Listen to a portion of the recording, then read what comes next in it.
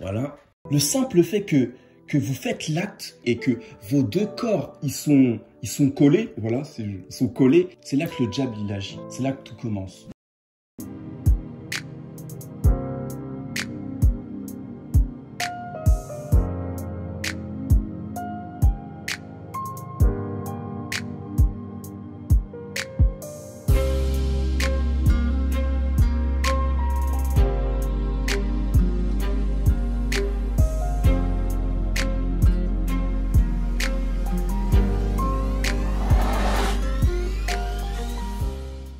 Salut à tous, ici Plan de Vie, j'espère que vous allez bien. Donc aujourd'hui on se retrouve pour une nouvelle vidéo. Ça va être la partie 2 de QPV. Juste avant de commencer, comme d'habitude, comme dans la partie 1, mettez-vous à l'aise, mettez-vous tranquillement où il n'y a pas de bruit. Comme ça vous êtes bien attentifs. Donc prenez des gâteaux, de l'eau. Moi j'ai pris mon petit verre d'eau, enfin voilà.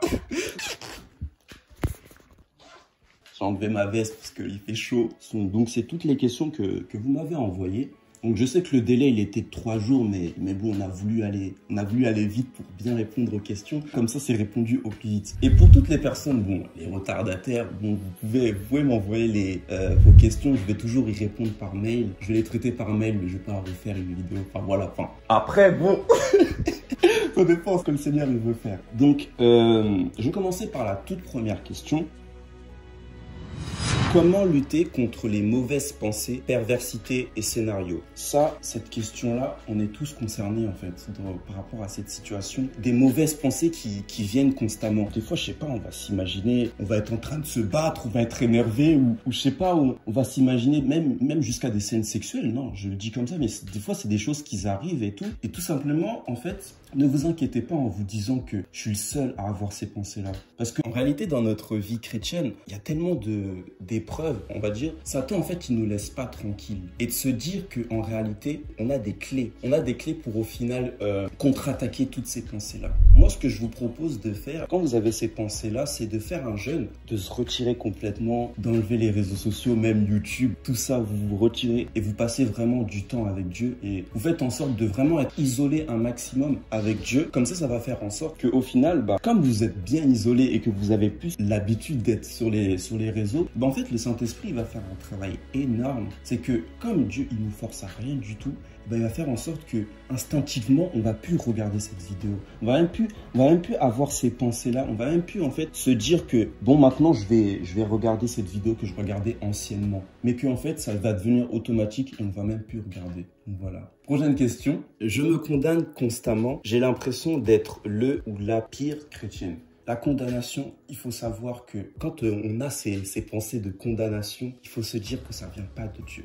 Parce que, en fait, la condamnation, ça a quel but? Ça a pour but, en fait, de nous faire rappeler toutes les situations auxquelles on a vécu avant. Je sais pas, tu sais, on va se mettre à penser, hey, tu te rappelles avant, t'étais là, tout le monde t'insultait, tout le monde te rabaissait, t'étais à l'école, tu travaillais, et au final, t'avais que des mauvaises notes. Et au final, en fait, la condamnation, ça va faire en sorte que toutes les choses mauvaises, ils vont venir constamment. De se dire que là, on a donné notre vie à Jésus. Et là, quand on est en Jésus, c'est la joie. Et il n'y a plus de sentiment de se dire que je suis un pire chrétien, je suis une pire chrétienne. Mon cheminement avec Dieu, c'est je ne peux même plus m'approcher de Dieu parce que je fais n'importe quoi. Non, ne vous inquiétez pas parce que Jésus, il a toujours le même regard sur vous. Et il va jamais vous dire que, hey, là, je vois là, ta vie, là, c'est n'importe quoi. Arrête, on n'a plus notre relation. On arrête tout, c'est fini. Non, si ça serait comme ça, mais là, je peux vous dire qu'on serait tous dans une galère et au final, on serait tous tristes. Alors que même si on est là, on a repris un péché qu'on a fait avant, Dieu nous a donné cette deuxième chance. Le simple fait qu'on a refait ce péché et au final on se dit qu'on ne peut pas se rapprocher de Dieu, non. Le simple fait que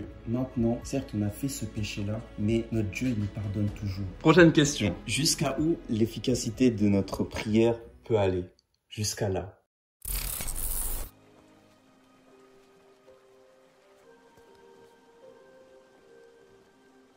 Veux-tu être guéri? Seigneur, je n'ai personne pour me jeter dans la piscine quand l'eau est agitée. Et pendant que j'y vais, un autre descend avant moi. Lève-toi. Prends ton lit et marche.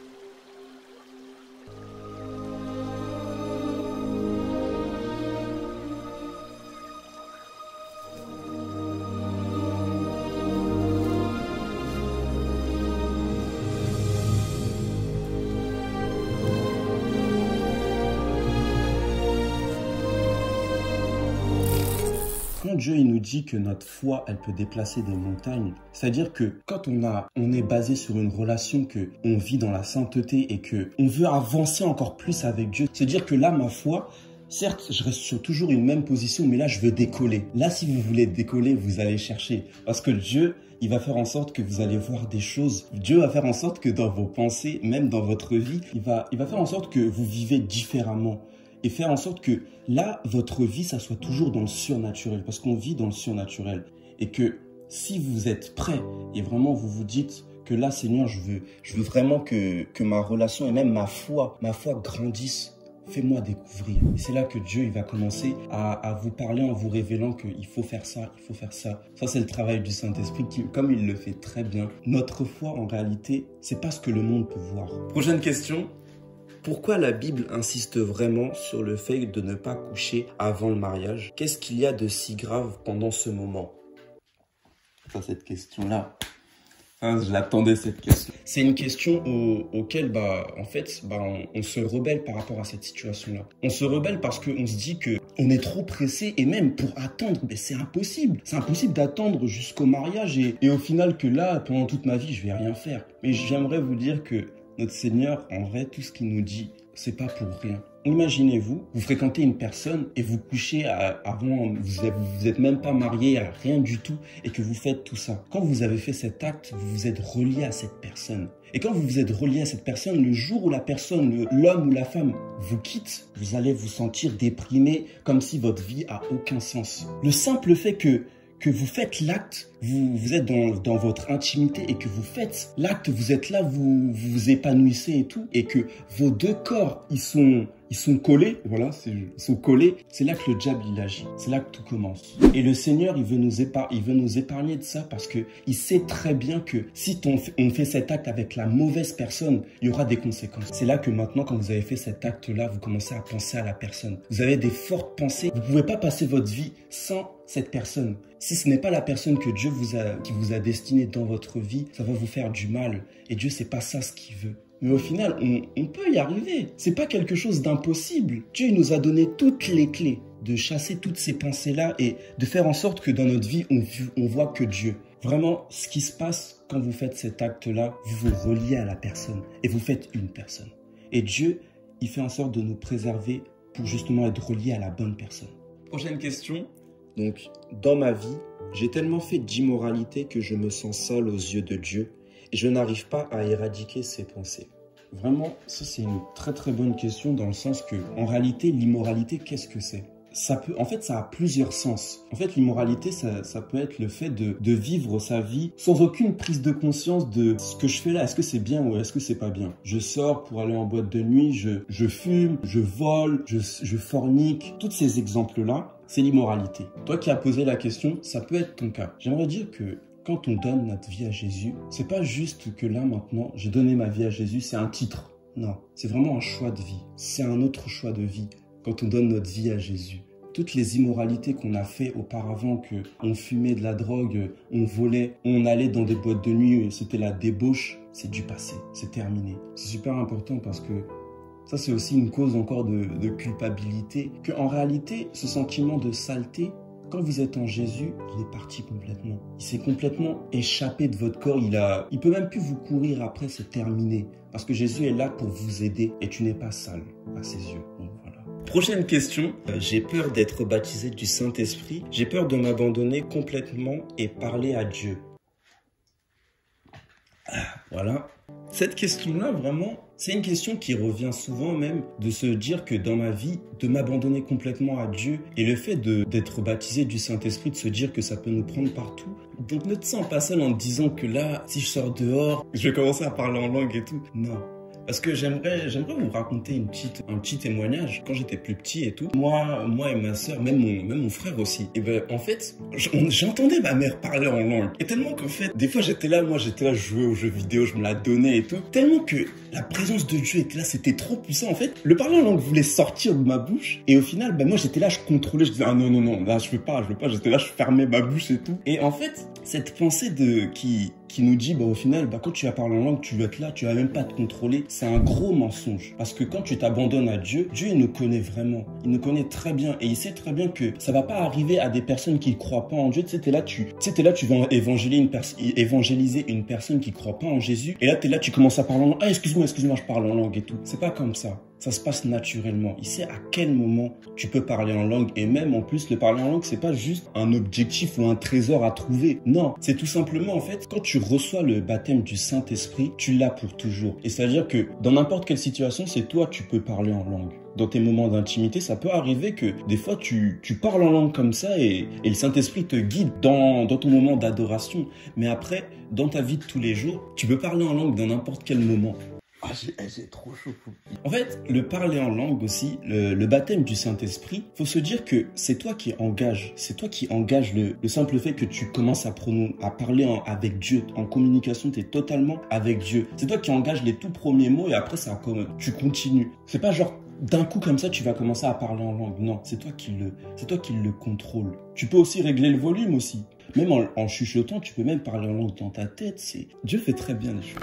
Le baptême du Saint-Esprit, quand tu le reçois et quand tu le veux vraiment, quand tu veux accepter le fait que là, dans ma vie, je veux complètement m'abandonner à Dieu. Si tu as accepté dans ton cœur que là, Seigneur, je veux parler en langue, il va te le donner et tu vas savoir même l'utiliser. N'aie pas peur de te laisser complètement abandonner à Jésus, parce qu'avec lui, il n'y a pas de peur. Prochaine question. Comment discerner réellement la voix de Dieu et ne pas confondre avec les désirs de la chair? Cette question-là est revenue 2 fois par la même personne. Ce que je te propose, c'est que si tu veux qu'on aille plus loin par rapport à cette question et que qu'est-ce qui bloque par rapport à cette question que tu me poses, je te propose qu'on fasse un petit rendez-vous sur On Good. Comme ça, tu me dis quel est réellement le problème, qu'est-ce qui en fait qui te perturbe. Comme ça, on va faire en sorte que voilà, cette perturbation soit complètement arrêtée au nom de Jésus et que tout se passe bien. Donc je vais quand même répondre à la question en quelques mots, mais je vais y répondre. Donc comment réellement discerner la voix de Dieu? Ce qu'il faut savoir, c'est que la voix de Dieu, elle est toujours dans un but précis dans notre vie, que c'est cette voix-là qui va nous faire avancer. Et toutes les autres voix qu'on peut entendre dans nos vies, qui sont des voix négatives et qui sont là pour nous regresser, c'est la voix du diable. Et ce que le Saint-Esprit, l'Esprit de vérité que Dieu nous a laissé, il fait en sorte que dès qu'on entend cette voix-là, on a toujours cette forte conviction qui vient dans notre cœur en se disant que là, c'est Dieu qui parle. Cette voix-là, je vais m'y accrocher. Parce que l'autre voix, c'est une voix qu'au final, ça va être que des embûches et je vais me retrouver sur des galères et encore des galères, alors que cette voix-là, elle est là pour m'avancer. Prochaine question, c'est quoi une vraie adoration? Une vraie adoration, c'est le simple fait de se dire que quand on prie, c'est vraiment de se dire que là, certes, notre vie, on est dans ce monde et tout, et on a travaillé, on a eu toutes ces journées-là, et de se dire que quand on passe un réel moment d'adoration, c'est de se dire que je m'abandonne complètement et que je laisse ce moment, que je me laisse complètement guider par le Saint-Esprit pour en fait me diriger dans qu'est-ce que je vais dire. Quand on adore notre Dieu, en fait, c'est de s'évader et de se dire que quand je vais passer ce moment-là, je vais être en paix. Je vais aller dans un autre monde. Je vais plus faire partie de ce monde pendant le temps qu'on fait, mais de se dire que là, en réalité, dans ce moment d'adoration, il va se passer quelque chose. Que là, je viens pour parler à mon Père, de tout laisser complètement à lui et de se dire que là, c'est un moment de remerciement. C'est pas juste un moment où on demande. Non, mais juste un moment où on est comme des petits enfants et on lui remet tout. Enfin, qui nous guérissent par rapport à des choses qu'on a en nous. Mais tout simplement, en fait, se dire que l'adoration, c'est le simple fait, en fait, de passer son temps avec Dieu. Et ce temps-là est précieux. Et dans ce temps-là, il va se passer quelque chose. Donc, dernière question. Comment évangéliser quelqu'un qui a été déçu dans sa vie? Ça, c'est une très très bonne question, même pour clôturer la vidéo. Tout simplement, en fait, cette question-là, en fait, la personne peut être déçue de plusieurs choses. Par exemple, s'il y a eu un proche dans sa vie qui a été décédé, ou le simple fait que il y a eu des injustices dans sa vie et que la main de Dieu, en fait, il l'a pas vu, en fait, il se dit que mais non, c'est pas possible que Dieu soit là, mais de tout simplement en fait à cette personne-là d'être à son écoute, que vraiment en fait la personne se sente valorisée, que ce soit pas juste vous passez juste un moment et vous êtes là, vous parlez à sa place, mais non, mais de complètement l'écouter et de faire en sorte que quand vous lui parlez de Jésus, que cette personne ressente cet espoir, qu'elle se dise que en réalité, même si dans ces choses, cette personne a été voilée par le diable, que vraiment que ce voile soit tombé